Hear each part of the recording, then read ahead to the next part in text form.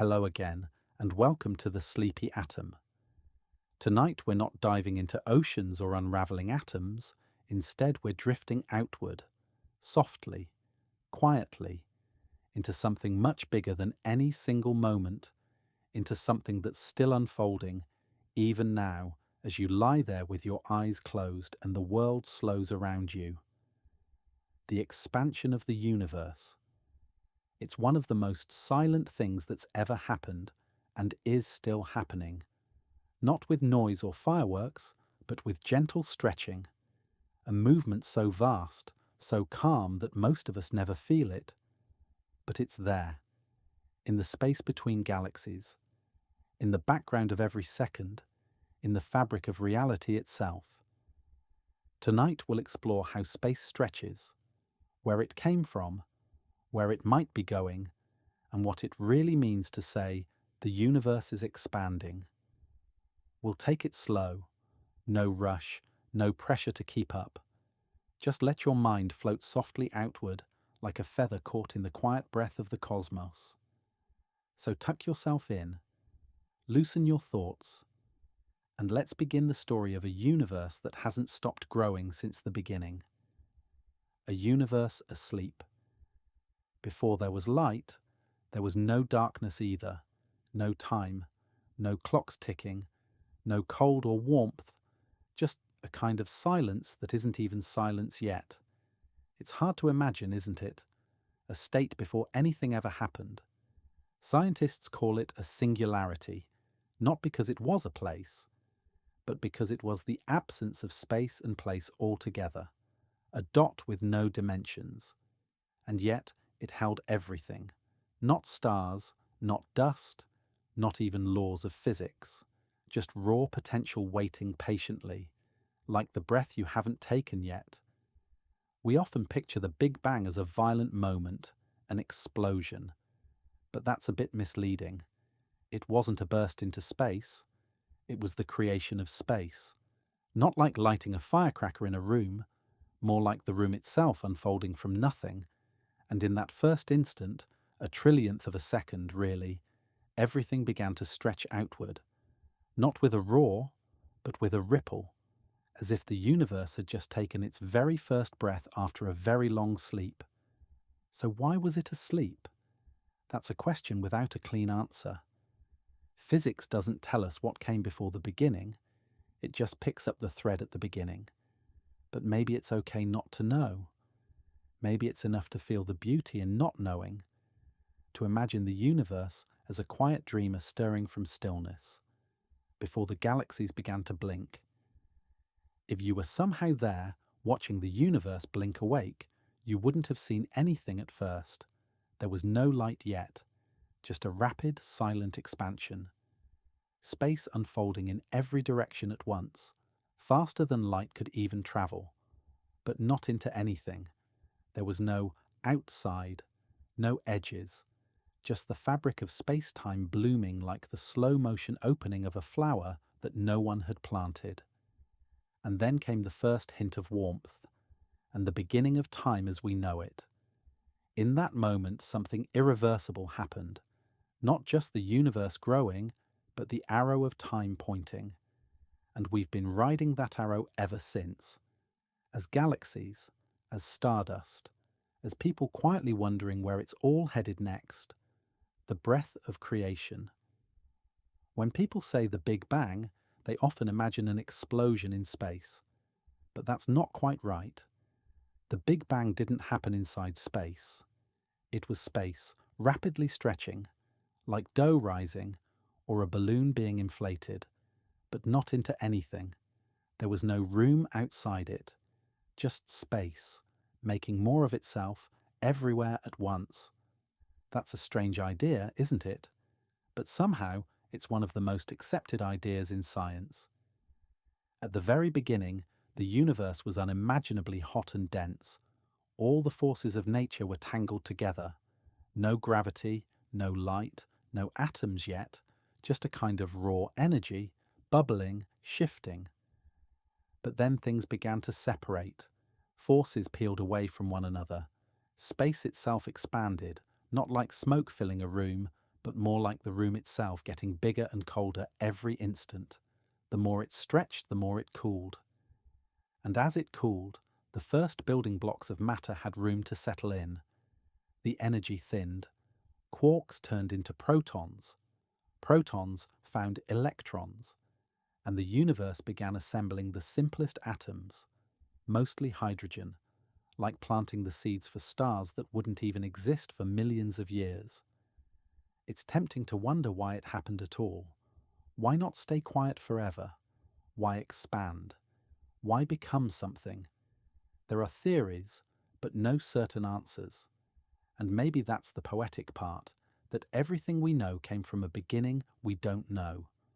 A beginning that didn't roar, but unfolded, with elegance and a strange mathematical softness. Even now, billions of years later, the expansion hasn't stopped. It's still going, quietly. Space is still stretching, galaxies are still drifting, and the breath that began everything, it never really ended. It just slowed into silence, from nothing to something. Try this thought. What if there wasn't a before? What if asking what came before the Big Bang is like asking what's north of the North Pole? It's not that something is hidden, it's that the question itself breaks down. Time, space, before. They all began with the universe, and what came before might not even be a real question. Still, our minds crave a beginning, a cause, a first push, and so we try to imagine it. Nothingness. But even that word is tricky. We often think of nothing as an empty room, as darkness, as silence. But that's still something. True nothingness would have no size, no direction, no ticking clocks, not even the possibility of observation. And out of that, somehow, came everything. In those earliest moments, things changed so fast that we still struggle to describe them. Time and space were tangled up like threads in a knot. But as the universe expanded, it smoothed out. Forces separated. Laws took shape, like a chaotic storm suddenly deciding to become a symphony, with notes we now call physics. It's humbling to know that the atoms in your body, the carbon, oxygen, and iron, were forged long after this beginning. First there was only hydrogen and helium. The heavier stuff came later, in stars. But the space for those stars, the blueprint, that was born here, in the quiet stretch from nothing to something. And maybe the most beautiful part? The universe didn't need a purpose to become magnificent. It just expanded, silently, and everything else followed. Expansion without edges. It's a question many people ask. What is the universe expanding into? We imagine it like a balloon in a room, growing bigger, taking up more space. But the universe doesn't have an outside. There's no cosmic wallpaper, no shell. It's more like a fabric weaving itself as it stretches, expanding not into something, but of itself. That's hard to picture, isn't it? We're so used to boundaries. Rooms have walls, countries have borders, but the universe doesn't. If you were to travel in one direction forever, you wouldn't find an edge. You might just loop around or drift endlessly. Space makes more space.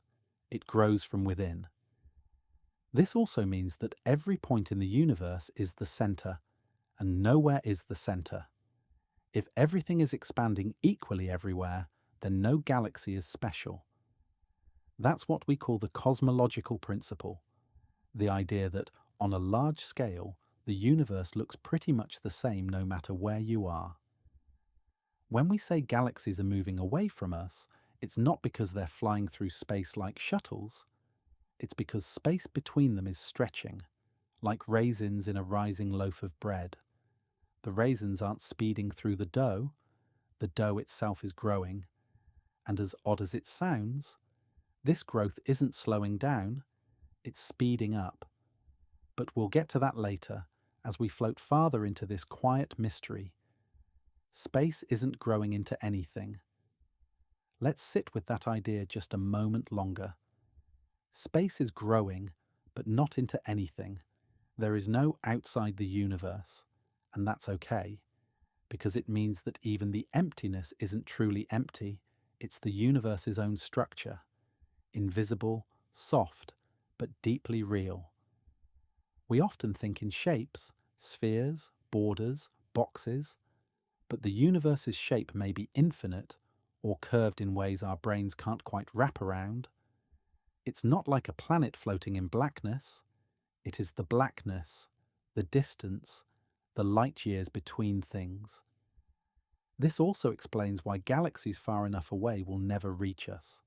Not because they're faster, but because the space between us grows faster than light can cross it. Imagine walking towards someone on an escalator that keeps getting longer beneath your feet. No matter how fast you move, the space keeps stretching. And still, from Earth, we see galaxies. We take photos of stars. We measure redshift and microwave background. We reach into the past using light as our guide. And in that quiet light, we catch a whisper of how space has expanded and is still expanding now. So when you gaze at the stars, you're not looking out into space. You're looking back into time. And time, like space, is always on the move. The first light. For hundreds of thousands of years after the universe began stretching, there was no light, not the kind you or I could see. The early universe was a glowing soup, hot, dense, and full of charged particles. But that glow couldn't travel. It kept bumping into things. Photons, the particles of light, were trapped, scattering endlessly in a cosmic fog. Imagine trying to shine a flashlight through a cloud made of lightning. But as the universe expanded, it cooled. And when it cooled enough, something gentle happened. Protons and electrons finally found each other. They began to hold hands and form neutral atoms.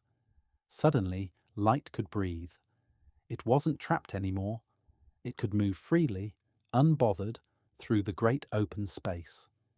This moment is called recombination, but I like to think of it as the universe's very first photograph. That ancient light is still travelling.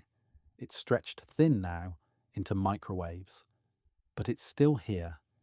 It wraps around us, invisible but present, like a whisper from the past.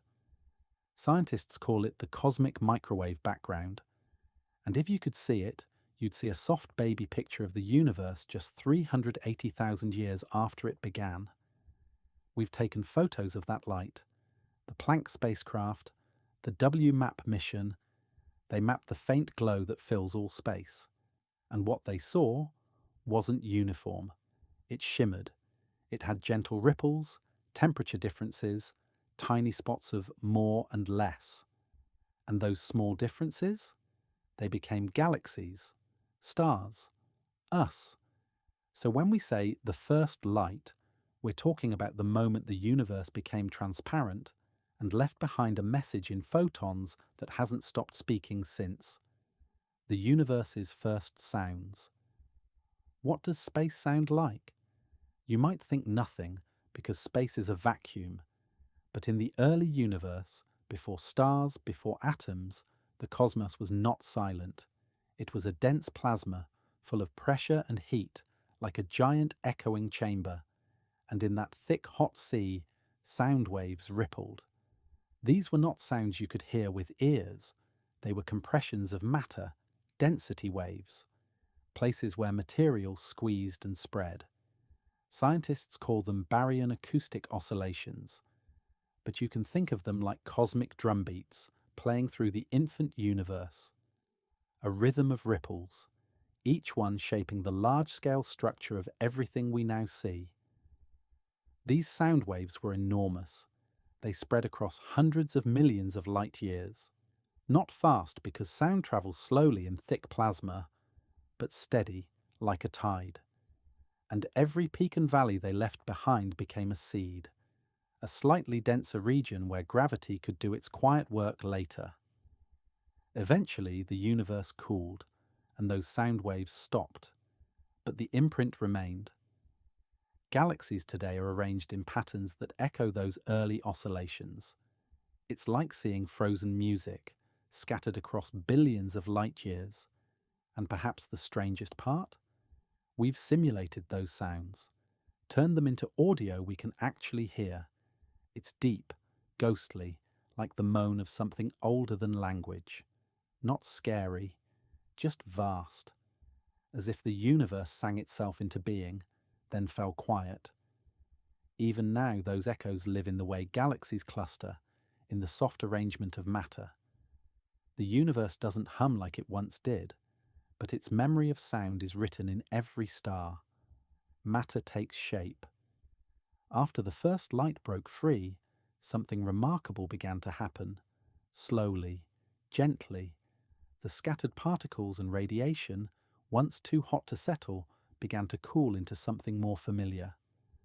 The universe was no longer just energy. It had calmed enough for structure to form, and matter began to shape the future. Imagine a calm ocean after a storm, but instead of water, it's space itself.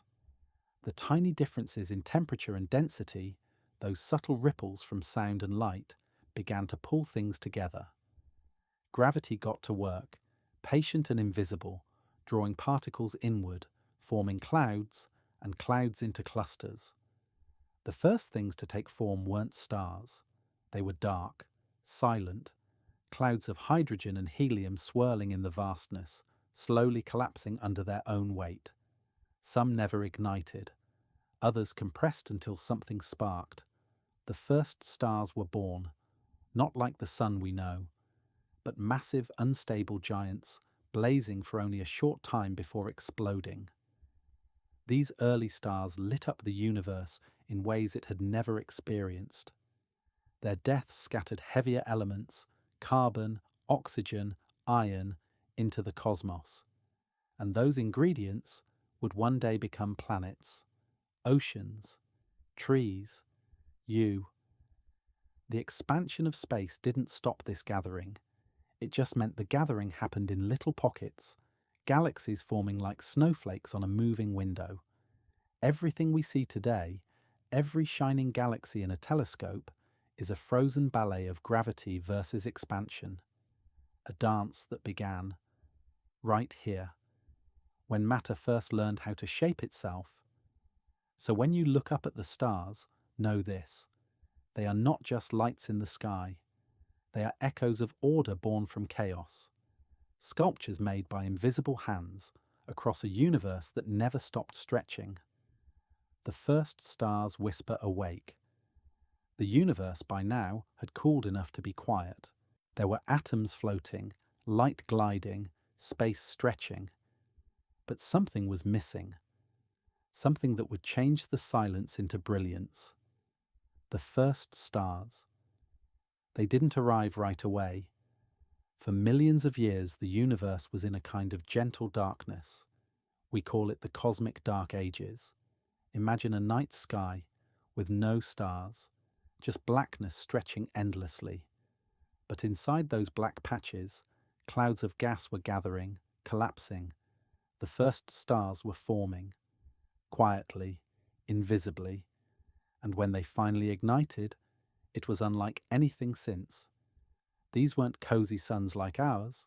They were monsters, hundreds of times more massive, burning hotter, living shorter, dying dramatically. Their light didn't just shine, it transformed everything. It reionized the universe, broke atoms apart again, and ended the cosmic dark ages. The fog lifted, and the cosmos lit up. Those stars didn't last long. They were too big.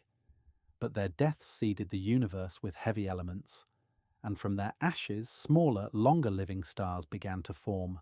Stars like our sun, stars with planets, with water, with future life. And so, the silence ended not with a bang, but with a glow, a flicker, a whisper from the first stars saying, "We're here now." And that whisper has never stopped echoing. Even now, when we peer into the deepest parts of space, we're searching for that first light, trying to catch a glimpse of when the universe first opened its eyes and saw itself shining. Galaxies drift into view. With stars came gravity, and with gravity came order. Small groups of stars began to swirl together, pulled by their shared mass.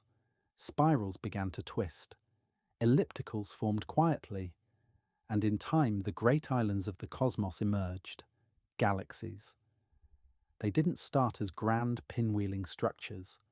The early ones were messy, clumpy, wild, but over time, billions of years in fact, they grew larger, more elegant, merging, colliding, forming new stars, shedding gas.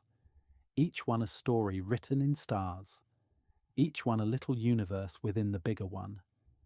Our own Milky Way was once a chaotic collection of gas clouds and ancient stars. It's been reshaped by time, by collisions, by silence. And now it's home to hundreds of billions of stars, and at least one pale blue dot we call home. As galaxies formed, the universe kept expanding, but that didn't stop them from growing. They grew inward, pulled together by gravity, even as space between them stretched, like tiny whirlpools in a river that's always flowing. If you could pause the universe and look around, you'd see a vast cosmic web, threads of galaxies strung together like beads of light, and every one of them, still drifting farther away from the others, not because they want to, but because space itself is quietly expanding beneath their feet. And so, the galaxies drift, patient, silent, carrying with them the past, the present, and perhaps the future of everything we know. What is the universe expanding into? It's one of the most common questions, and one of the trickiest. If the universe is expanding, what is it expanding into? The mind tries to build walls, to picture a giant balloon growing inside a bigger room. But the universe isn't a balloon in a room, it is the room. There is no outside, no container, no edges to break through. And that's a hard idea to sit with. Because we like boundaries, we like maps. But this map doesn't need a border. Space itself, the fabric of reality, is stretching. Not stretching into something, just stretching from within, like ink slowly swirling in water that has no glass to hold it. The universe creates its own volume as it goes. If you stood at the farthest galaxy, you wouldn't see the outside of the universe either. You'd see the same thing we see, more galaxies, more dark sky, because from every point the universe expands outward in all directions. There is no special place, and yet, somehow, every place feels like the center. It's okay if that makes your head tilt a little. It's not a riddle to solve, it's a softness to sit with. Because when we stop trying to find the edge, we start realizing the edge might not be needed at all. And the moment you let go of what's beyond, the universe suddenly feels much bigger and much calmer. The rubber sheet analogy and its limits. To help people picture space, scientists often use a helpful image, a rubber sheet stretched flat with heavy balls pressing into it. That's gravity. That's space-time. You put a planet on it and it curves. A marble nearby rolls inward. That image works up to a point, but here's where it gets wobbly. That sheet is still sitting in something, on a table, in a room, and the real universe doesn't sit in anything. It doesn't sag downward because of gravity. It bends inward, not on a 2D sheet, but in a 4D fabric we can't fully see. The analogy helps, until it doesn't. Still, the idea is valuable. The more mass you have, the more you curve space. But the expansion of space isn't caused by marbles or weight. It's the sheet itself getting bigger, not because of anything on it, but because of what's inside it. Energy, dark energy, momentum, and something deeper we don't yet understand. Imagine the sheet stretching in every direction, but no hands are pulling it. It just expands, not from a center, not into anything. It's not a ripple from a stone. It's the pond itself growing wider. That's why analogies help us begin, but they rarely help us finish. Sometimes it's okay to sit with a truth that feels too big to fit into words, and just breathe alongside it. Why distant galaxies drift away. Look up at the stars, and you might feel still, like everything is calm above. But in truth, the galaxies are drifting, slowly, steadily, away from each other. Not because they're flying through space, but because space itself is stretching between them. It's not motion like we're used to. If you throw a ball, it moves through the air. But galaxies are mostly sitting still. It's the space around them that's getting bigger. Like ink drops on rising dough. The dough expands, and the drops move apart, even though they haven't moved at all. We measure this drift using redshift, the way light stretches as it travels through expanding space. The farther a galaxy is, the more its light is stretched, shifted toward the red. And the more redshift we see, the faster it's moving away. Some galaxies are receding so fast, their light will never reach us again. You might think this means everything will pull apart, but not quite. Gravity keeps nearby things together. Galaxies, clusters, solar systems, even you and your cozy blanket. Expansion works on the large scale, on the vast empty space between galaxies, not within them. So the next time you look up, remember, the night sky isn't fixed, it's slowly unraveling, and the galaxies you see now, you're catching them just in time before they drift too far to ever wave back. Redshift is cosmic yawn. When you stretch a rubber band, it thins. When you stretch light, it shifts. In the universe, as space expands, light that travels through it is pulled like taffy. Wavelengths grow longer. They drift from blue to red. That's redshift, the gentle signature of cosmic expansion. It's not the light that's moving slower. It's the space it moves through that's growing. The wave itself is unchanged, but the sea beneath it stretches, like walking across a floor that expands with every step. Your pace feels steady, but your arrival grows farther away. Redshift tells us something ancient. It tells us that the universe was once smaller, more crowded, more intense. It lets us trace the expansion backward to a time when everything we see, galaxies, clusters, even atoms, were pressed closer together in a bright, hot fog. That's how we discovered the expansion in the first place. Edwin Hubble looked at distant galaxies and found their light shifted red. And the farther they were, the redder the shift. It was a pattern too perfect to ignore. The universe was stretching. Redshift doesn't just show us motion, it shows us time, because the farther light travels, the more it tells us about then. Galaxies become time machines. Telescopes become windows into the past. And every red-tinted photon is a sleepy messenger from a moment long gone. It's as if the universe is letting out a quiet yawn, not from tiredness, but from peaceful expansion. Space itself expands, not objects. There's a common misconception that everything is expanding. You, me, tables, trees, but that's not how it works. Space expands, but objects don't. Not when they're held together by stronger forces like gravity, electromagnetism, or love. The atoms in your body aren't growing farther apart. The Earth isn't expanding. Even galaxies stay mostly the same. Because the expansion is subtle, a quiet breath over billions of years, and it only overcomes resistance in the emptiness between things. It's like rising dough again. The raisins don't swell, the dough around them does.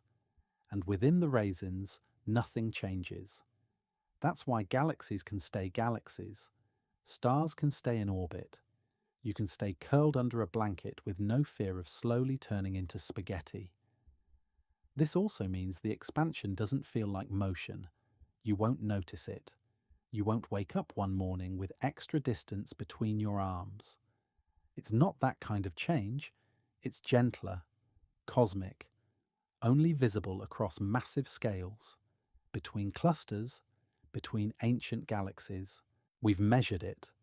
With telescopes, satellites, and precision tools, the universe grows by a tiny fraction of a percent every million years. But across 13 billion years, that tiny change becomes a wide, ever-softening stretch. So no, you're not expanding, but the space around you is, quietly, softly, like a dream that keeps getting roomier the longer you sleep. The accelerating universe. Once upon a time, scientists thought the universe's expansion might be slowing down, like a ball tossed into the air, destined to fall back. After all, gravity pulls everything together. Shouldn't it pull galaxies back too? But then came something strange. In the late 1990s, two teams of astronomers observed supernovae, distant exploding stars, and noticed they were dimmer than expected. That meant they were farther away. That meant the universe wasn't just expanding, it was expanding faster than before. Imagine tossing a ball into the sky, and instead of falling, it speeds up into the clouds. That's what space is doing, accelerating, quietly, relentlessly, and we still don't fully know why. Whatever is causing it, we gave it a name: dark energy. It's not a thing we can hold or shine a light on, but we know it's there, pressing gently on the fabric of space, making galaxies move apart faster and faster with time. This isn't just a gentle stretch anymore, it's a runaway drift, a soft cosmic wind picking up speed in the silence. And the farther you look into space, the more you're seeing it happen, like a distant train slipping over the horizon. The quiet force. We call it dark energy, but not because it's evil or shadowy. It's dark because it doesn't shine. It doesn't make a sound. It doesn't interact the way normal matter does. And yet, it's everywhere, filling the empty spaces between galaxies, whispering with invisible force. No one knows exactly what it is. It might be a property of space itself, like pressure built into the structure of the cosmos. Or it might be something stranger, a field, a pulse, a hum beneath existence. But here's what we do know. It makes up about 68% of everything in the universe. Not stars, not planets, not dust, not galaxies, just space, doing something we don't yet understand. It's gentle, but not weak. Over vast distances, its effect dominates. It overpowers gravity. It stretches space faster than galaxies can hold on. It's like the calmest tide you've ever seen, that never stops rising. And it might never stop. If it continues forever, the universe will keep expanding faster and faster until galaxies fade from view and silence becomes the loudest sound left.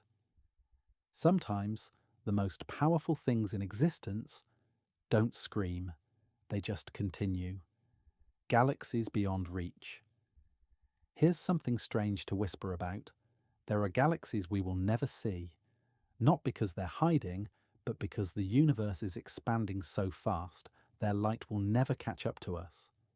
They are not moving through space faster than light. That's not allowed. But space itself can stretch as quickly as it wants, and in doing so, it can carry galaxies so far away that even their brightest light can't reach us anymore. It's like trying to run across an escalator that's moving away faster than you can step. No matter how fast you go, the end slips farther. This idea leads to what we call the cosmic event horizon, a boundary beyond which events will never be visible to us. Not because they're not happening, but because they're happening in a space that's retreating too quickly. One day, even the galaxies we can see now will slip beyond that horizon. The sky will grow emptier, colder, lonelier, like a room where the lights are dimmed one by one.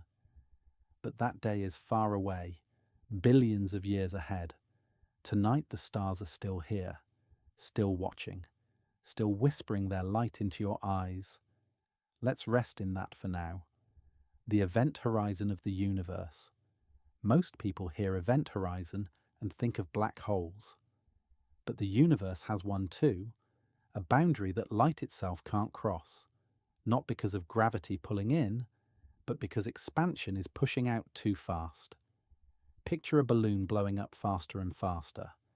If you mark two dots on its surface, there comes a point where the rubber stretches so fast between them that no signal, no light, can travel fast enough to connect the dots anymore. That's our cosmic horizon. Right now, it's about 16 billion light years away. Anything beyond that is forever unreachable. Even if a galaxy out there sent light toward us today, that light will never arrive. It's not just distance, it's about time. The universe is expanding faster than communication, faster than connection, a quiet curtain that no light can pierce. The strange part? That boundary is always moving, always reshaping. It's not fixed in space, it's fixed in what space can do. And what space can do, more and more, is drift apart. So while the galaxies you see tonight feel eternal, one day only a handful will remain visible. Not because they disappeared, but because the universe gently pushed them out of reach. There's something poetic in that silence. Will everything drift away forever? It's one of the most aching questions in cosmology. If the expansion keeps accelerating, will everything eventually drift apart? Forever? In a word, yes. If dark energy keeps working the way it is, galaxies will fade out of sight, stars will stop forming, matter will grow thin, and the universe will stretch itself into a soft, cold silence. It won't happen tomorrow. It won't happen next year. But given enough time, trillions upon trillions of years, the light will dim, the stars will burn out, the dance of gravity will slow, and only silence will remain. We call it the heat death, not because it's hot, but because entropy, disorder, reaches its maximum. No more surprises, no more change, just a cold, dark calm. But before that, there's still time. Time to look at galaxies, to discover, to ask questions, to send signals, to fall asleep under stars that still wave back, because even if the end is quiet, the middle is full of music. And sometimes the most beautiful lullabies are the ones sung right before silence. Gravity's counterbalance, even as the universe expands, something ancient is pulling back. Gravity, that silent, invisible sculptor that never sleeps. While space stretches apart, gravity keeps trying to bring things together. Stars to stars, galaxies into clusters, dust into planets. Little moments of closeness in a universe always drifting. It's not a tug of war, it's more like two dancers moving to opposite beats. Gravity slows, pauses, holds, while expansion pushes forward. Every galaxy you see out there exists because gravity slowed the chaos. Just enough, just in time. But gravity doesn't work alone anymore. On large scales, it's losing the race. Dark energy, quiet and insistent, is pushing the universe outward faster than gravity can gather. And yet, in the right places, gravity still wins. Inside galaxies, inside solar systems, even inside you. The atoms in your body were once held in place by gravity, stars formed by it, Earth formed by it, your feet on the ground. That's gravity whispering its presence every second. So while dark energy expands the stage, gravity shapes the dance. It doesn't roar, it molds, it gathers, it remembers where things belong. even in a universe forgetting its center. The silent sculptors, dark matter. Now imagine something you can't see, but it's there, holding galaxies together, carving filaments through space, a silent hand under the paint. That's dark matter, not made of atoms, not glowing like stars, but real enough to shape the cosmos itself. Dark matter doesn't shine, it doesn't reflect light, it doesn't talk to us in any familiar way, but we know it's there because of what it does. Galaxies spin too fast to stay together with visible matter alone. Something unseen must be anchoring them. It's like watching leaves swirl on a pond and realizing there's a current beneath. You can't see the current, but the motion of the leaves gives it away. That's what dark matter does with galaxies. It quietly keeps them from flying apart. Without it, galaxies wouldn't exist the way they do. They'd tear apart like cotton candy in a storm. But because of dark matter, they hold shape, like frozen spirals in a dance too big to hear. And here's something haunting. There's 5 times more dark matter in the universe than regular matter. So most of the universe is invisible. And maybe that includes parts of ourselves we haven't discovered yet. Expansion isn't a wind. There's a common idea that the universe is expanding like wind blowing galaxies apart, like leaves scattering in a breeze. But that's not quite right. Expansion isn't a force acting on galaxies, it's something happening to space itself. Galaxies aren't moving through space the way a car moves down a road. Instead, the road itself is getting longer between each car. Slowly, gently, relentlessly. The distance grows, not because galaxies are being pushed, but because the space between them is growing. You and I, we're not being stretched. The Milky Way isn't expanding, neither is the solar system. Why? Because gravity holds those structures tightly enough to resist the expansion of space. It's only over huge distances that the effect becomes visible. It's easy to imagine the universe like a big explosion with stuff flying outward. But in truth, it's more like a fabric relaxing, unraveling in silence, without a center or a direction. Not forceful, just spacious. So next time you picture expansion, don't imagine flying debris.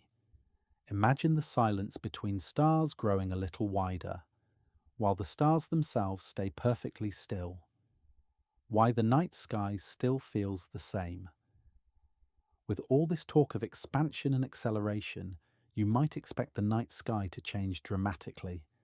But here's the quiet surprise. It hasn't. For thousands of years, the stars have mostly stayed right where we see them.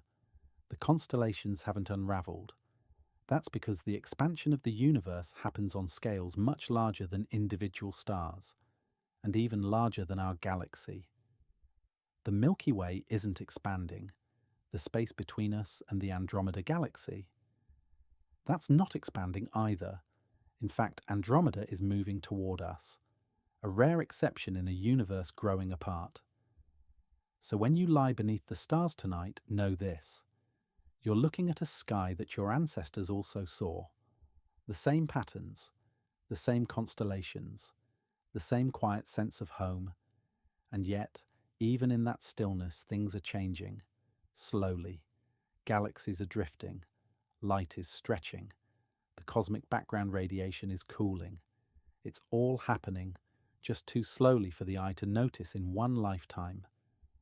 That's what makes it comforting, in a strange way. The universe gives us time to observe, time to wonder, time to sleep beneath the same stars that watch the dinosaurs dream. The end of cosmological contact. Here's something beautifully strange. In the very, very far future, if expansion continues as it does, one day we'll lose contact with the cosmos. Slowly, galaxies will vanish from our view, not because they explode, but because they cross that invisible horizon. Future astronomers may look up and see nothing but the Milky Way, No other galaxies, no trace of the Big Bang, no cosmic background radiation, no expanding universe, just darkness and stars too familiar to question. They might believe their galaxy is all there is, because the signs of expansion will be too far to see, erased by time and space itself. This isn't science fiction, it's a likely reality, trillions of years ahead. A lonely universe, not because it grew smaller, but because everything else drifted too far to touch. And yet, we live in the golden age of visibility. We can still see galaxies 13 billion light-years away. We can still hear the echoes of creation. We are still in contact with the cosmos. So tonight, let's remember, this moment in time is rare, precious, cosmic history laid bare, just long enough for us to see it and whisper back. Cosmic horizons. Imagine sailing across an ocean so vast. You could never reach the end, not because it doesn't exist, but because it's drifting away faster than you can sail. That's what our universe feels like. Every observer has a personal horizon, a boundary beyond which light can never reach them. We call it the cosmic horizon. It's not a wall, it's not a shell. It's a quiet limit set by time and speed. Light from some galaxies hasn't had time to reach us yet, and for others, they're already moving away faster than light due to expansion. We'll never see them, ever. That doesn't mean they're gone. It just means they're too far, like memories that faded before they were formed. The cosmic horizon keeps changing, growing, shifting, based on how long we've been observing and how fast expansion stretches things beyond reach. Right now, our observable universe is about 93 billion light-years wide. But what lies beyond? Billions more galaxies? Nothingness? A different structure? The truth is, we simply don't know, because that horizon holds its silence like a promise. The strange beauty is this: everyone, everywhere, has their own horizon, their own bubble of visibility, their own version of the cosmos, and yours is still full of light, galactic clusters and filaments. Now imagine the universe as a giant sponge, or a spider's web spun across eternity. Galaxies don't float randomly, they gather along invisible lines. They form vast clusters, chains, highways of matter. These are filaments, the great cosmic web that binds everything. Between these filaments are voids, huge empty bubbles with almost no galaxies at all. The structure looks almost biological, like neurons or veins, as if the universe itself has a nervous system stretched through space. Galaxies gather where filaments meet, like towns at the crossroads of ancient trade routes. These intersections form superclusters, massive galactic cities containing thousands of galaxies each, all held together by gravity and dark matter, yet drifting outward with expansion. What's truly wild is that simulations of the universe, just equations and computers, recreate this web-like structure perfectly. It's as if the laws of physics want the universe to look this way, as if there's a hidden blueprint etched into the very math of reality. We can't feel these filaments from Earth, but when we map galaxies across the sky, they appear, stretching, bending, interweaving, a quiet scaffolding for a growing cosmos, the great cosmic void. Now let's step into the silence between the threads. Imagine a place so empty. Entire galaxies are separated by hundreds of millions of light-years. That's a cosmic void, the forgotten spaces between the filaments, cold, dark, and almost unimaginably empty. These voids are not small. Some are hundreds of millions of light-years across. In fact, they make up most of the volume of the universe. The filaments and clusters? They're like foam on the surface of deep, invisible oceans. Inside these voids you won't find many galaxies, just a few lonely wanderers, strange ones too. Galaxies in voids are different. They evolve slowly, quietly. With less gravity pulling at them, they become cosmic introverts, doing things their own way. Scientists believe that even the famous CMB cold spot, a mysterious low-temperature patch in the cosmic background, might be caused by a massive supervoid in that direction, a gap in the fabric of light itself. And yet even in these voids, space still expands. Time still ticks. Possibility still lingers. The silence is just another form of structure, one that reminds us that emptiness, too, can hold meaning. Simulations of the expanding universe. Have you ever wondered, how do we know what the universe looks like? We can't fly across galaxies or wait billions of years to watch them form, so instead, we simulate. We build entire universes inside computers, and what we find is astonishing. Using only the known laws of physics, gravity, dark matter, dark energy, thermodynamics, scientists recreate the universe's birth and growth. And the result? The same filaments, the same clusters, the same voids, almost perfectly. It's as if nature is consistent across scales, like a recipe that always turns out the same cake, no matter the kitchen. These simulations give us a time machine, letting us witness galaxies forming, colliding, merging, stars being born and extinguished across cosmic centuries.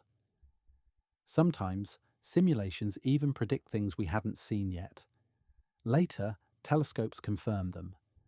That feedback loop between imagination and observation is how we build our picture of reality, pixel by cosmic pixel. And yet, no simulation can ever fully capture the wonder of being here, being conscious, looking up, feeling the cold light of galaxies from eons ago falling quietly on your skin. The shape of the universe. Now let's ask something quietly haunting. What shape is space? Not just what's in the universe, but the space itself. Is it flat like a sheet? Curved like a sphere? Infinite like a dream with no walls? Right now, all evidence suggests the universe is flat, meaning parallel lines stay parallel and space doesn't curve noticeably on cosmic scales. But that doesn't mean it has edges or ends. Flat doesn't mean boring. It just means geometry behaves. If it were positively curved like a sphere, you could theoretically travel far enough in one direction and return to your starting point. If negatively curved like a saddle, light would bend in strange diverging ways. But flatness, it's the quiet middle path. The amazing part is, flat doesn't rule out infinity. The universe might still go on forever, or it might be finite but unbounded, like the surface of a donut in higher dimensions. We can't see far enough to know for sure. But one thing we do know, no matter its shape, the universe is consistent, predictable, silent in its rhythm. And in that stillness is a mystery that keeps us gently reaching beyond the stars, the future of star formation. Close your eyes and imagine the night sky, full of stars. Now try to imagine a sky where no new stars are born, no glowing nurseries, no brilliant giants, just the fading light of ancient suns. That future is already written. Right now the universe is rich in cold gas clouds, the raw material for star formation. Galaxies like the Milky Way are still actively forming stars, though not as many as they once did.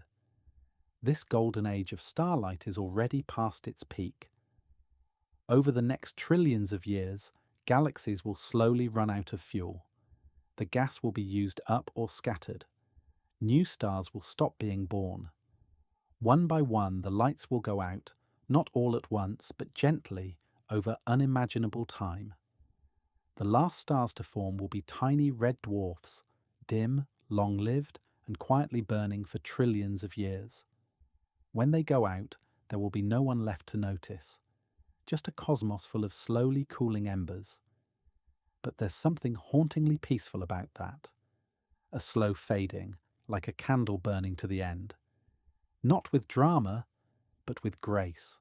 The death of stars. Every star you see, every sun across every galaxy, has a story, and every story must end. Some go quietly, some erupt in brilliant finale, but all stars die, and their deaths shape the future of the cosmos. Small stars, like our Sun, swell into red giants, shedding outer layers until only a white-hot core remains. This white dwarf slowly cools over billions of years, eventually becoming a cold black crystal, a black dwarf, silent and invisible. Massive stars live shorter lives but end more dramatically, in supernova explosions that outshine entire galaxies. Their cores collapse into neutron stars or black holes, leaving behind strange objects where time itself bends. And in the distant future, even these remnants will fade. Black dwarfs will radiate away the last of their heat. Neutron stars will lose their spin. Black holes will evaporate, particle by particle, through Hawking radiation. The cosmos isn't racing toward chaos. It's slowly exhaling, cooling, surrendering its fire. And in that long quiet, something deeper settles in, the presence of eternity, galactic isolation. Now imagine the Milky Way, billions of years from now, still drifting, still spinning. But the sky has changed. The other galaxies? Gone. Not destroyed, just unreachable. Expansion has pulled them beyond the cosmic horizon. Our local group, the Milky Way, Andromeda, and a few smaller galaxies, will eventually merge into one massive elliptical galaxy, a silent giant adrift in a darkening universe. Outside of it, nothing visible, no clues, no light from distant galaxies at all.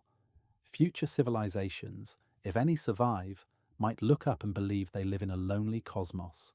No Big Bang, no other galaxies, just their galaxy, floating in stillness. The grand story erased by time and distance. That's the quiet consequence of expansion. The universe isn't shrinking, but it's making everything farther, colder, and lonelier. Not emotionally, just cosmologically. A kind of graceful solitude. And even within that solitude, stars will still shine for a while. But eventually, even that light will dim. The era of degenerate matter. In the far future, long after star formation ends and galaxies fade, the universe enters a strange new chapter, the degenerate era. A time ruled not by stars or galaxies, but by remnants. Black dwarfs, neutron stars, and black holes will be the last major players. These are objects made of degenerate matter, exotic, ultra-dense stuff where atoms are crushed beyond recognition, and quantum pressure holds them together. White dwarfs will cool into invisibility. Neutron stars will become cold, magnetized fossils.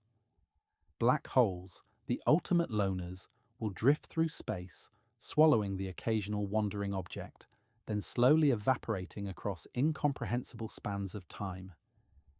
There will be no new stars, no light, no warmth, but physics will still be there, time will still tick, quantum events will still occur, just more slowly, with more silence between every moment, and if any particles remain, electrons, photons, maybe some dark matter, they will drift endlessly, like whispers in a forgotten room. The long goodbye, heat death. So what's the final chapter of the universe? The answer for most scientists is something called heat death. But don't let the word death confuse you. It's not dramatic, it's not violent, it's quiet. Heat death means equilibrium. Everything is spread out. There's no energy left to do work, no temperature differences, no stars, no galaxies, no meaningful movement. Just a uniform haze of cold particles and fading light. In this state, the universe reaches maximum entropy, a kind of perfect stillness. Nothing changes, nothing happens. not because it's broken, but because it has fully, peacefully relaxed. Some theories suggest quantum events could still spark occasional particles into existence, but no organized systems could form again, just fluctuations, brief moments, tiny echoes in a vast silence, and maybe, just maybe, that's not an end but a transformation, a canvas wiped clean, ready for something new if such things are allowed beyond time. Hawking radiation's whisper. Imagine a black hole drifting through cold, quiet space, once the devourer of stars, now alone, invisible, evaporating, ever so slowly. This is Hawking radiation, not a roar, but a whisper. Stephen Hawking proposed that black holes aren't entirely black. At their edge, the event horizon, quantum fluctuations allow tiny pairs of particles to appear, one falling in, the other escaping. This escape steals a sliver of mass from the black hole, a sliver repeated over unimaginable time. It's not quick. A black hole the size of our sun would take about 10 to the 67th years to evaporate. That's a number too big for any clock to tick, but even forever has an ending, eventually. As they shrink, black holes release more and more radiation, growing hotter as they grow smaller. In their final moments, they release a flash, a last breath of energy. Then gone. No explosion, no remnant, just space, now slightly less mysterious. And when the last black hole vanishes, the universe will be without structure, no galaxies, no stars, just particles, just chill, just quiet. The degenerate era and the deep freeze. After the black holes, after the stars, there remains a chapter that barely feels like a story. It's called the deep freeze, and it's ruled by time, still ticking, even though there's almost nothing left to count. The degenerate era will fade into this slow freeze. The last matter, scattered protons, electrons, stray photons, will move through space so vast and stretched it will seem like they are standing still. Temperature, once driven by activity, drops near absolute zero. Entropy, the measure of disorder, reaches its peak. But in this quiet, the word disorder no longer feels like a mess. It feels like rest. Occasionally, two particles may collide. A photon may scatter. But these events are rarer than the pause between glances in a dream. They're not things to watch. They're things to imagine have happened. It's not a sad ending. There's no suffering here. Just a very old universe, lying still, after doing all it was ever meant to do. Quantum decay and the end of matter, even after the freeze. Something strange may still unfold. Some theories suggest that matter itself might not last forever. The proton, the foundation of atoms, might one day decay. This idea is still unproven, but if it's true, it means everything we know, every atom of you and me, every memory stored in structure, will eventually crumble into light and subatomic fragments. Proton decay would take about 10 to the 34th years or more. But in the silence of the deep freeze, there is no rush. The universe is patient, and so decay might happen, one proton at a time, slowly unthreading the fabric of what was. By then there are no observers left, no instruments, no life, just possibility unfolding on a canvas so cold and empty that even space seems to have forgotten it was once alive with stars. If matter dies, then perhaps only space-time remains. A geometry with no objects inside it, still, infinite and timeless. A cold, dark silence. This is it, the chapter with no more chapters. The universe has emptied its pockets, burned every candle, danced every dance, and now all that remains is silence.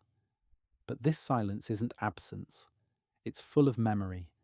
Every particle drifting in this final state carries the echo of the stars that birthed it, the galaxies that once cradled it, the fusion fires that forged it, all of it remembered in motionless stillness. There are no more reactions, no more structure, just individual particles, slowly stretched across space that never stops expanding, their energy so low they barely qualify as existing anymore.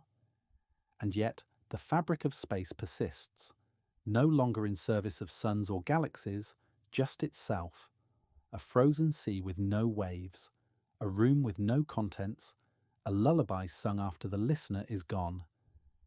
But there's something peaceful in that. It's not a dramatic end.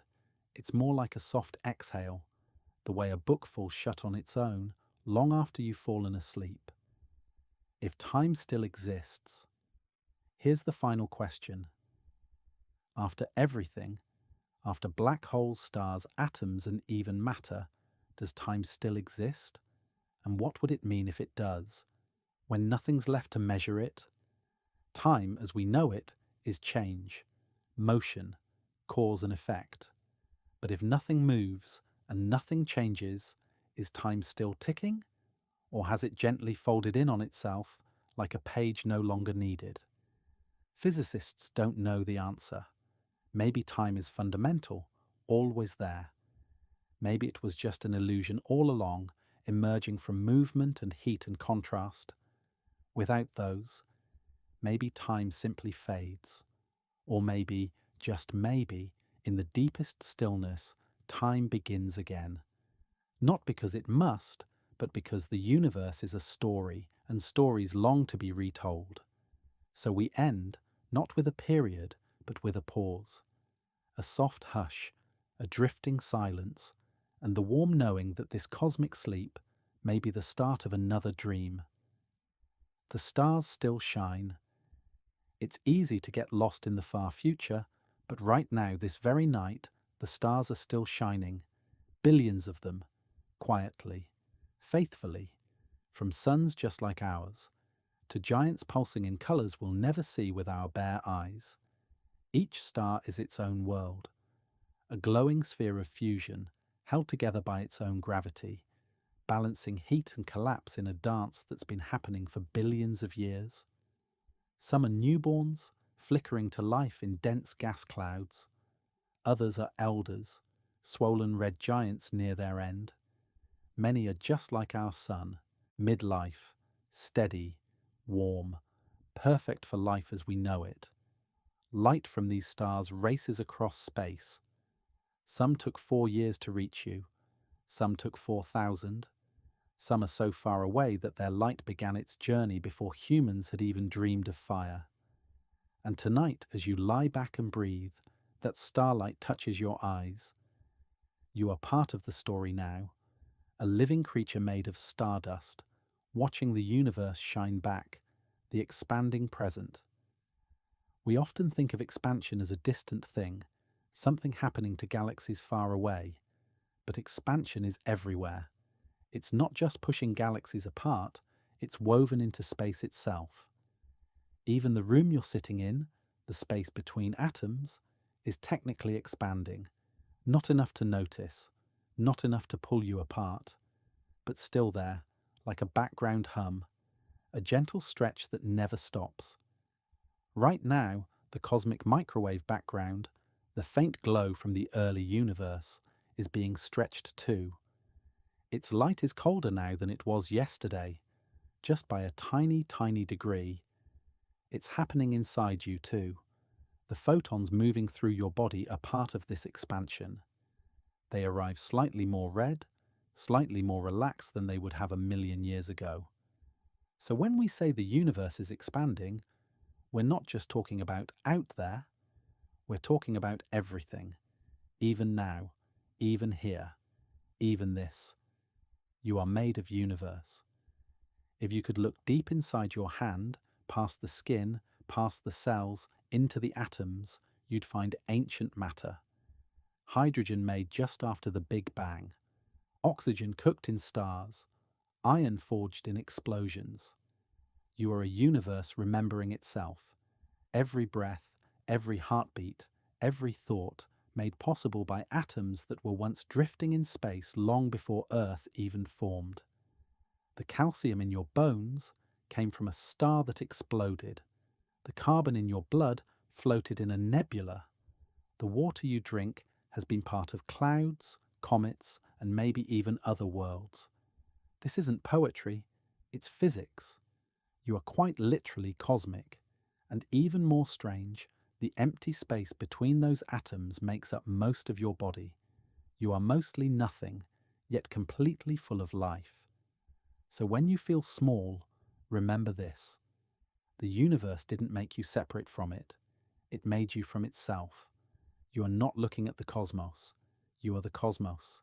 Looking back, the silence isn't empty. The universe can feel quiet, empty, cold, but silence isn't absence. Not in space. Not in life. Silence is where the most meaningful things unfold.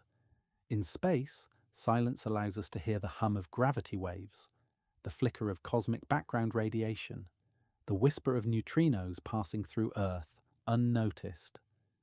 Here on Earth, silence is where thoughts form, where music rests between the notes, where awe can rise when we look up, speechless.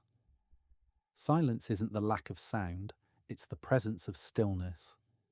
And maybe the universe is full of that. Stillness.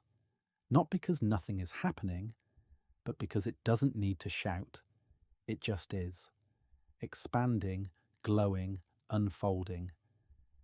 If you listen carefully, not with ears, but with wonder, you'll hear something in that cosmic silence. It sounds like home, this moment in time. We live in a strange, beautiful sliver of time. The stars still shine. The galaxies are still visible. The expansion hasn't pulled everything apart just yet. And we, tiny, temporary humans, are here right in the middle of it. Not at the beginning, not at the end, but in a brief, golden window where the universe is readable. The light hasn't faded. The sky still tells stories. Physics still lets us build telescopes and wonder. In a few trillion years, all of this will be gone from view. Distant galaxies will vanish behind the cosmic horizon, but we can see them now. We can learn. We can marvel. This moment, right now, is more rare than any comet or eclipse. It's the moment when the universe is still awake enough to be witnessed, and we are awake enough to look back. Maybe that's not a coincidence. Maybe this moment is an invitation, a soft whisper saying, watch while you can, love while you're here, wonder while the stars still shine. Could there be a rebirth? Some physicists and some poets wonder, what if this universe isn't the only one? What if the silence at the end isn't the end at all, but a kind of womb? There's a theory called the Big Bounce. It suggests the universe may collapse one day and then rebound. Not with a bang, but with a rhythm. Expansion, contraction, rebirth. Like a heartbeat in the fabric of reality. There's no proof. No telescope can peer that far ahead. But the mathematics whispers, maybe. Maybe space is like breath. Inhale, exhale. Again.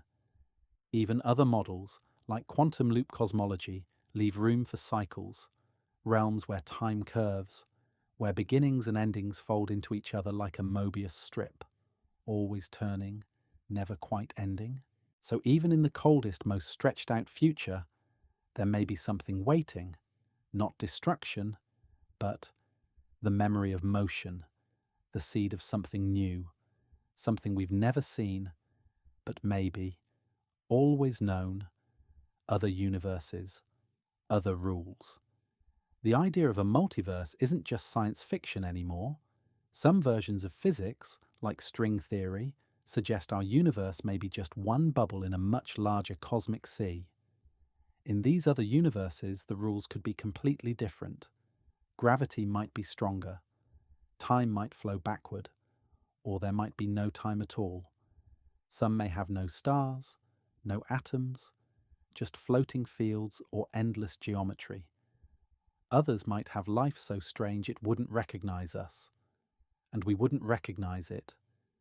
And some, maybe just a few, might be just right, like ours, with balance, with beauty, with the gentle physics that allows galaxies and sunsets and people to exist.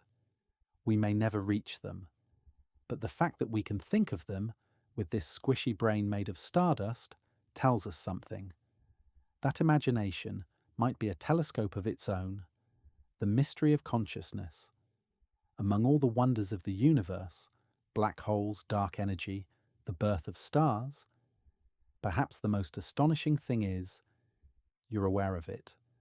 Consciousness is a mystery. It has no weight, no shape, yet it colours everything. A universe without it might still exist, but it would never be known. Where does it come from? The neurons? The quantum fields? Or is it something deeper? Something in the fabric of space, not just floating on top of it. Some say consciousness is an emergent property, like a rainbow appearing when light hits water just right.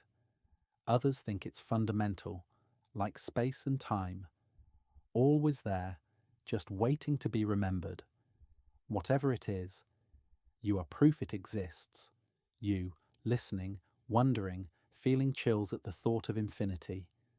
You are the universe's way of realizing it's alive. You are the telescope. We often think of the universe as something out there, but every time you look at a star or wonder about a galaxy, something beautiful happens. The universe is looking at itself.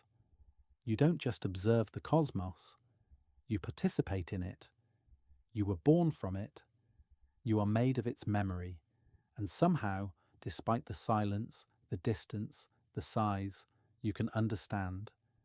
Galaxies can't think, atoms don't dream, but you wonder, you make meaning, you feel awe. That makes you a kind of telescope the universe built for one strange purpose, to be seen. Maybe that's what this all is. Not just physics, not just math, but a story being told by space, through light, through time, through you. And when you look up tonight at a sky full of light from a past that no longer exists, you'll realize you don't just live in the universe lives in you, the silent expansion. So now we come full circle to the title of our journey, the silent expansion of the universe. It's not loud, it's not violent, it's not even noticeable in daily life, but it's everything. The space between galaxies grows, the stars burn, the black holes whisper, the dark energy hums, and in the middle of it all, a quiet, invisible stretch, a soft exhale. It's not chaotic, it's not cruel, it's not even trying, it's simply happening, like waves in a sleeping ocean, like breath in a dream. And maybe that's the greatest lesson of all. The universe doesn't rush, it doesn't panic, it just is, expanding, evolving, becoming, silently. And as it does, so do you, the stillness between the stars. Look up at the sky. What do you see? Thousands of stars, scattered like sparks. But between them, a silence, a blackness so deep it almost feels like nothing. But it isn't nothing. That dark space between the stars is filled with stories, with ancient light, with invisible particles passing through your body every second, like forgotten thoughts. It holds the cosmic microwave background, a quiet echo from the beginning of everything. It holds gravity waves, ripples in space itself, humming softly through the darkness. It holds potential, mysteries we've never touched. Most of all, it holds stillness. Not the absence of motion, but the kind that feels like a pause, a breath, a calmness so vast it can't be measured by clocks. And that stillness is inside you too, between your thoughts, beneath your heartbeat. You're not just made of stars. You're also made of the space between them, light that never reaches. Not every light in the universe will reach us. Some galaxies are already too far away. Their light stretches with the expansion until it slows, fades, and disappears beyond the cosmic horizon. That means there are things out there, beautiful, radiant things that no one will ever see. Not because they don't exist, but because time and space and distance make them invisible forever. It sounds sad at first, but it's not. It's a reminder that not all beauty needs to be witnessed to be real. The universe doesn't perform, it just is. Think of a flower blooming in a forest no one walks through, a planet forming around a star in silence, a comet glowing in a corner of space that no eye will ever find. These things are real, and so are your thoughts, your dreams, your quiet moments, even if no one else sees them. Some light is meant just to shine. The gravity of love.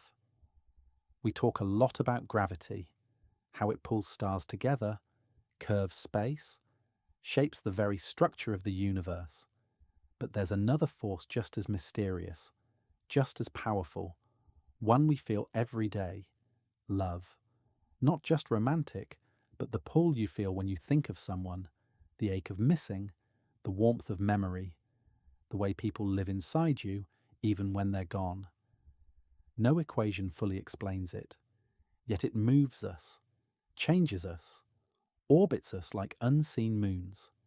It survives across time, distance, even death. Some say it's just biology, but some of us aren't so sure. Love, like gravity, connects what would otherwise drift apart. It holds families, friendships, civilizations, maybe even the universe itself, in ways we haven't yet discovered. So when you love someone, don't take it lightly. You're not just feeling something. You're part of a force so vast, it may be older than time. The universe forgets nothing. It's tempting to think the past is gone, that moments vanish, that what's said is lost in air. But in physics, information is never truly destroyed. Even black holes, once thought to erase everything, may actually store information in the shimmer at their edges, like libraries made of silence. That means every event, every motion, every breath leaves a trace. Somewhere, somehow, in the folds of space, in the energy of matter, in the invisible code behind existence. Maybe the universe forgets details, but it doesn't forget you, your choices, your kindness, your story. It's woven into its fabric, whether someone records it or not. So when you wonder if you matter, know this: the universe has already made room for your memory, even if you haven't made peace with it yet. The sleep of atoms, even at rest, even in silence, even in deepest space. Atoms never truly sleep. They hum, they vibrate, they hold energy like whispers holding breath. The particles that make up everything, protons, electrons, quarks, they flicker with uncertainty. Not because they're confused, but because the universe itself is made of possibility. This is the quantum realm, where particles can be here and there at once, where observation changes reality, where the tiniest things carry the biggest questions. And inside you, those same atoms hum. They never fully stop, even when you sleep, even when you think you're still. A quiet cosmic dance continues. So tonight, when you close your eyes, remember, your body may rest, but your atoms are still remembering the stars. Where does time go when we forget? Time is usually seen as a river, always flowing forward. But have you ever noticed how some moments vanish? A walk you don't remember, a week that passed too fast, a childhood memory that just dissolved? Physics tells us time is connected to entropy, to the arrow of disorder. But memory? That's something different. It's more personal, more fragile. It's the way your brain holds onto light or lets it fade. And yet, even when you forget, the universe doesn't. Every action ripples, every breath stirs particles. The past leaves fingerprints in energy, in motion, in the spin of tiny things. So when you wonder where time goes, maybe it doesn't go anywhere. Maybe it just becomes part of the background hum, like a forgotten song still echoing faintly in the walls. And maybe, in the silence of space, those echoes still live, even if no one listens anymore. The sky is a time machine. When you look at the stars, you're not really seeing them now. You're seeing light that left them years ago. Decades, centuries, even billions of years in some cases. A galaxy shining above your head tonight? It may have stopped glowing before Earth even existed, but the light is just now reaching you. That's why space is the greatest time machine we'll ever know. Every night sky is a layered photograph, a memory of what was, not what is. A starlit scrapbook from the universe's long and winding past. So when you stare at Orion, or Cassiopeia, or the soft stripe of the Milky Way, realize this: you're looking into history, with your eyes, without a telescope, no machine needed, and maybe, somewhere out there, someone else is doing the same, seeing our sun, not as it is, but as it was. A long, long time ago. Does the universe have a soul? We can measure mass, light, gravity, motion, but what about the things we feel? The awe when we see Saturn through a telescope, the stillness when we sit beneath a meteor shower, the ache when we realize how small we are. Some people say the universe is just a machine, a set of rules, equations unfolding like clockwork, but others, poets, mystics, quiet thinkers, wonder if it might have something more. Not a soul like ours, not a mind, but maybe a kind of awareness, a presence, a hidden warmth, like the hush in a forest, or the hush between thoughts. There's no proof, there may never be, but sometimes when you sit alone at night, the stars feel like they're listening, and the silence feels alive.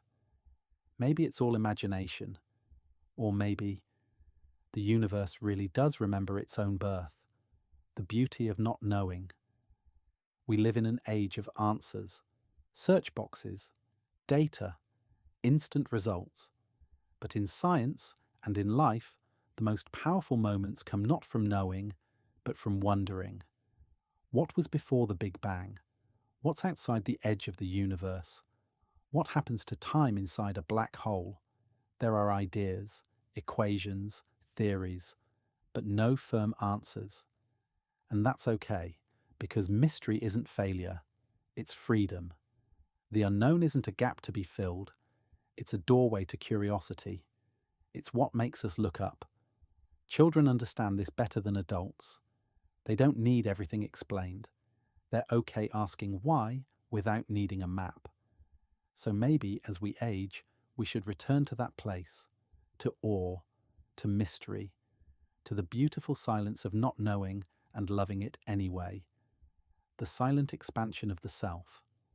As we've talked about galaxies expanding, dark energy stretching space, stars drifting into silence, there's been another expansion happening, one inside you. You've wandered through ideas, wondered about time, felt your heart move with particles, and somewhere in all that, you've stretched too, quietly, invisibly, like the universe itself. You're not the same as when you began this video. Something has shifted, a softness maybe, a question, a slowness to your breath. We expand when we listen, when we wonder, when we see ourselves not as separate, but as stardust in motion, as silence in the shape of a person. And that may be the real silent expansion the universe was always whispering about.